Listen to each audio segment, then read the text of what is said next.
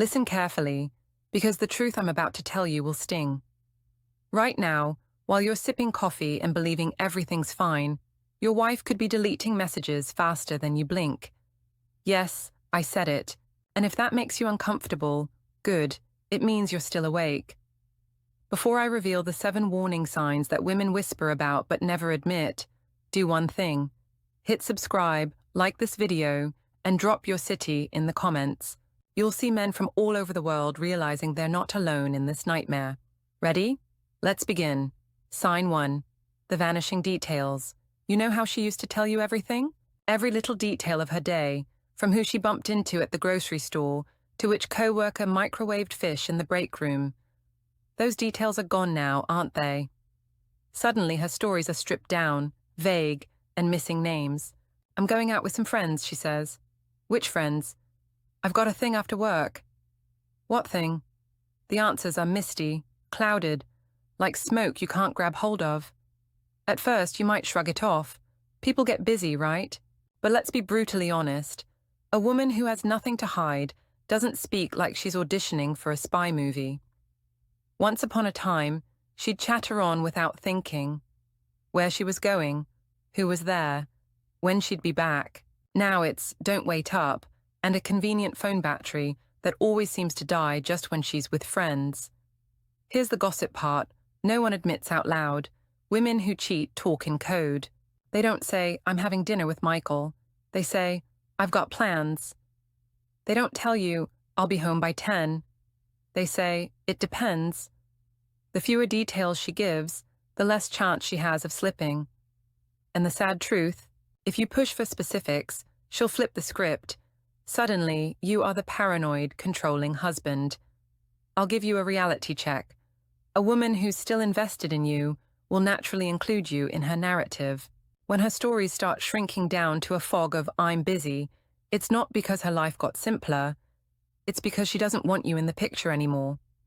So don't dismiss it. Don't excuse it. The vanishing details aren't random. They're deliberate.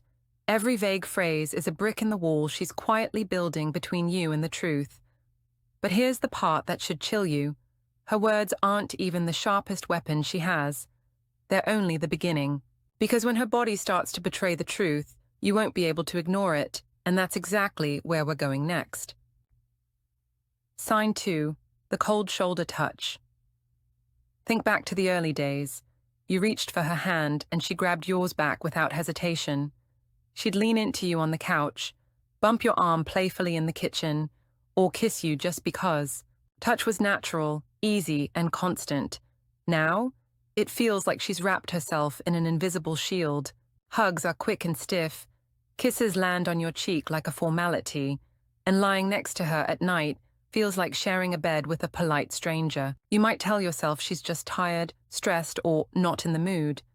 But pay attention to patterns, not excuses. A wife who pulls away from physical contact is pulling away from more than your touch. She's pulling away from the bond itself. And here's where the gossip comes in. Notice how she suddenly has plenty of warmth for the dog, cuddling that golden retriever like it's her soulmate, but recoils when you slide closer. Notice how her arm brushes past coworkers or friends without hesitation, yet stiffens when it's yours. That contrast is not an accident. Here's the cruel irony. When she does give you physical affection, it often feels staged, a sudden, almost theatrical kiss after 3 nights of cold silence. A quick squeeze of your hand in front of family or friends, designed more for the audience than for you. It's not intimacy, it's overcompensation. A performance to make you question your own instincts. And here's what most men over 50 miss. Withdrawal of touch is one of the first betrayals. Long before the confessions, before the blow-ups, before the obvious lies, her body has already told the story. A woman who avoids your touch is telling you without words, my warmth belongs somewhere else. That's a brutal reality, but it gets darker. Because when she does touch you, it might not be an act of love at all. Sometimes it's something far more manipulative.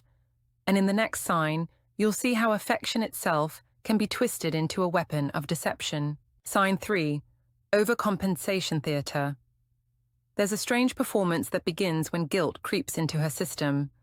After days of being cold, distant, or too busy, she suddenly swings to the other extreme. Out of nowhere, she's planning a romantic dinner, buying you a gift, or posting a couple selfie on social media with a caption about how much she loves this man. Sounds sweet, right? Don't be fooled. That isn't devotion, it's theater. Real affection flows consistently. This, on the other hand, shows up like a flash flood after a drought. One day she's glued to her phone, ignoring your questions. The next she's wrapping her arms around you like a honeymoon bride. The pattern isn't love, it's strategy. A way to cover tracks, to throw you off balance, to make you second-guess the very suspicions that have been gnawing at you. Here's the gossip detail most men miss. She'll even stage these performances for an audience. She'll tag you in photos after ignoring you for weeks, making it seem to the world like she's the perfect wife. She'll suddenly gush about you to her friends while keeping her private life locked down tight. It's not for you, it's for appearances. It's her way of controlling the story. And deep down, you can feel the difference. A kiss meant for you has softness, comfort, history. A kiss meant to silence your doubts feels rushed, mechanical, almost desperate. It's not intimacy, it's damage control. Here's the hard truth. A woman overcompensating with grand gestures isn't proving her loyalty. She's proving she has something to hide. Every dramatic "I love you" plastered online, every forced surprise gift, every over-the-top show of affection after weeks of neglect. It's not about you, it's about easing her own guilty conscience.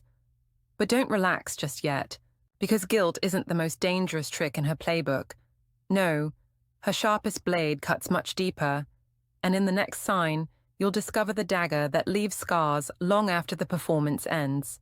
Comparison. Sign 4, the comparison dagger. Few things slice deeper into a man's spirit than a subtle comparison. She doesn't need to yell, insult, or argue. She just drops a name, a reference, a quiet little dig that lands like a blade. Mark at work is so ambitious. James really takes care of himself. At first, it sounds harmless, even casual. But repetition is never an accident. When the same man's name surfaces again and again, you're not hearing admiration. You're hearing fantasy slip through her lips. This isn't motivation, it's erosion. Every comparison chips away at your confidence, making you wonder if you're enough, if you've lost your edge, if maybe she deserves better. And here's the gossip-style truth. Women rarely repeat a man's name out loud unless they enjoy saying it. The coworker she casually mentions 3 times in a week. That's no slip. That's rehearsal, her testing how it sounds in her own mouth. Think back. When you first met, she praised you, your humor, your strength, your loyalty. Now, the spotlight has shifted to outsiders. You're no longer the standard, someone else's. That shift doesn't just happen overnight. It happens when her emotional energy starts leaking out of the marriage and attaching itself to another man. Here's the insidious part. Comparisons are framed as jokes or innocent observations. If you call it out, she flips it back. Relax, I was only kidding. But you're not crazy. Your instincts know the difference between harmless talk and a dagger disguised as humor. A woman who values you builds you up. A woman who's drifting away stabs you with comparisons that leave invisible bruises. And once you start competing with an imaginary standard, or worse, with a very real man, your place in her world begins to shrink.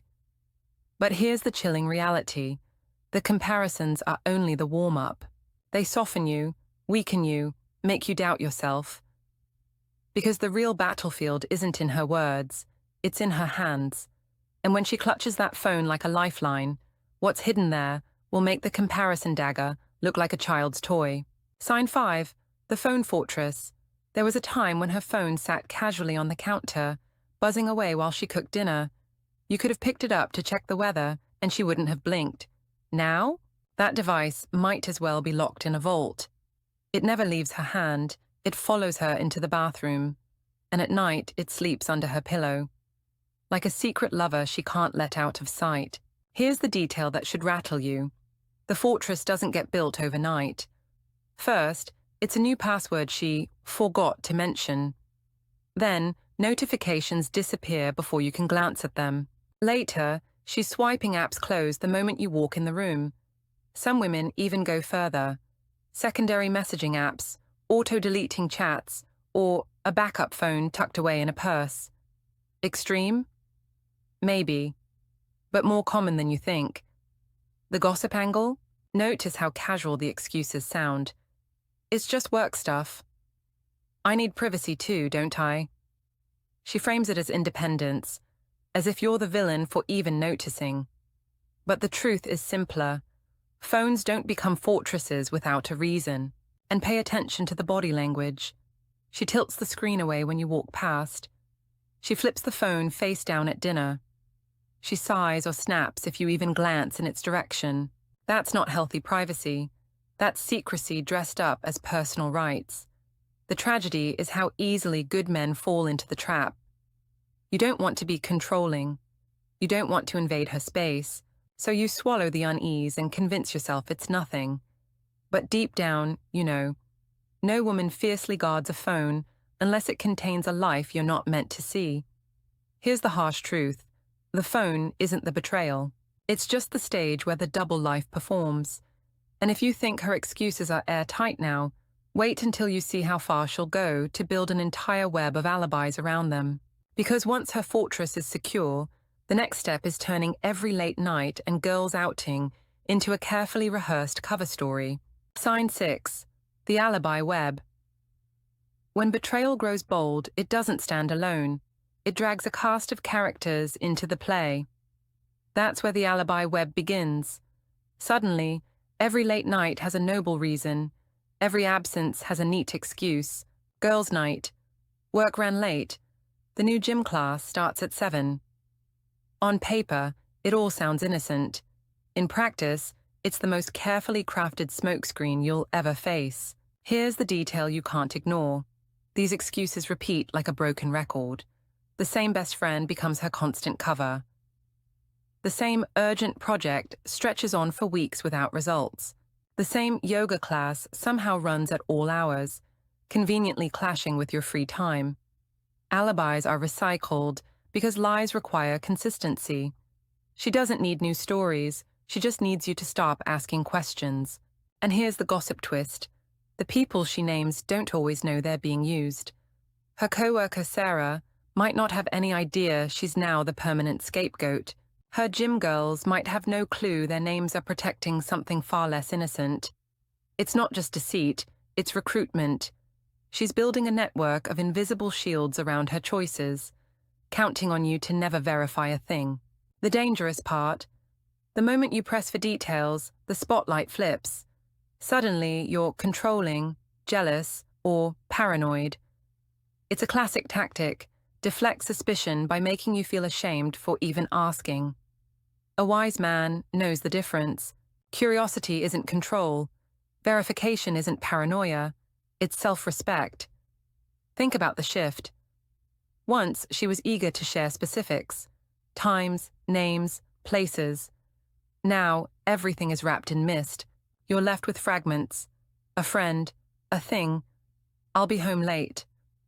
Each vague phrase is another thread in the web, and the more you let it pass, the stronger the web becomes, until you find yourself trapped in it, unable to tell what's real and what's rehearsed. But don't be fooled. The alibi web is never the final act. It's just scaffolding for something darker, because even the best rehearsed excuses can't stop her subconscious from betraying her.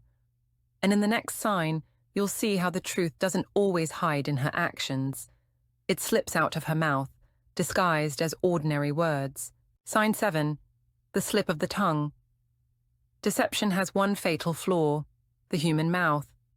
No matter how carefully she hides her phone, how airtight her alibis seem, eventually, her own words betray her. It doesn't come as a confession. It comes as a phrase, a slip, a borrowed expression that doesn't belong in your story. You've heard it. Sudden new catchphrases, little jokes, or turns of speech she never used before. Maybe she starts saying, "That's wild," when she's never once said it in years of marriage. Maybe she slips into phrases you've heard in passing, but no, aren't hers. Language is contagious, yes, but it's also intimate. We pick up speech patterns from the people who matter most. If her vocabulary shifts overnight, ask yourself, who's she mirroring? Here's the gossip detail. Sometimes she doesn't even realize she's doing it. She'll laugh at a joke you don't understand because it isn't yours. It belongs to someone else. She'll drop a nickname, a reference, or even just a way of describing things that feels foreign. These aren't random quirks. They're fingerprints of another man's influence, smudged across her everyday speech. And then there are the heavier slips, the kind that sting. Lines like, "You deserve better," or "I just need space." They sound noble, even gentle, but in truth, they're exit strategies rehearsed in her head long before they land in your ears. These aren't invitations to fix things. They're warnings that her heart has already checked out. The cruelest part, she'll often mask these slips under fatigue or frustration. "I didn't mean it that way," she'll insist, but you'll feel it. The tone, the weight, the crack in the facade. Words reveal what her behavior tries to bury, so pay close attention. A borrowed phrase, a strange new inside joke, a gentle but loaded comment, each is a breadcrumb leading to the truth. They may seem small, but together they form a confession she never intended to give.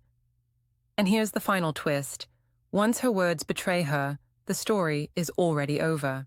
Because by the time a woman starts speaking in someone else's language, she's not just slipping, she's already living a life you're not part of. See you in the next video.